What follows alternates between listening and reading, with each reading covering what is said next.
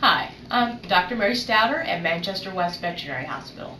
Today I want to talk about lumps and bumps. These are the kinds of things that you find on your pet, a small lump or a mass or a wart, anything we want to call it, but we like to get these things checked out, and this is how we go about doing that. So you find a lump on your pet and you bring it in. What we would evaluate with the initial exam is the size, the shape. Is it soft, firm? Is it attached? Is it on the skin, under the skin? The size, is it hot? Is it painful? All these can give us clues as if we're dealing with an injury versus cancer, which is of course always our worry.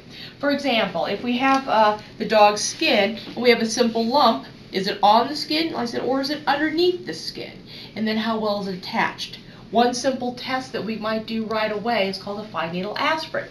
We take a very small needle and put it into the lump and get just a few cells out. On the slide it might not even look like much of anything. But then we can look at these cells under the microscope while you're waiting and get a few more clues. The type of cell, the shape, the number of cells available. Give us an idea whether we're dealing with something very benign, meaning not terribly serious, something we can just watch, versus cancer, something we need to remove.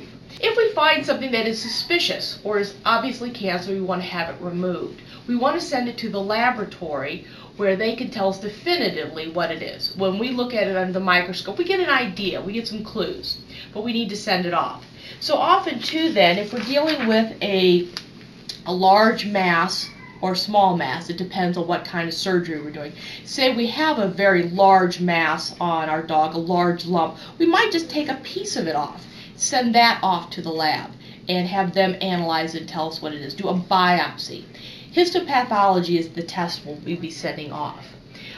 If we have a mass and we want to remove it, we have to think about what is radiating out from our mass, all the little cells that could be escaping. So we want to make sure we remove the entire mass, lump, or tumor, whatever we want to call it. So we will often be left with quite a large incision on our pets, and people always wonder why. Well, we're trying to get this whole area. So the degrees in which we can go with a lump or bump on a dog do vary, but a little investigation can lead us to a very good result. There are many tumors that, if removed completely, are cured. So again, I'm Dr. Mary Stouter at Manchester West Veterinary Hospital, happy to check out any lumps or bumps. Thank you.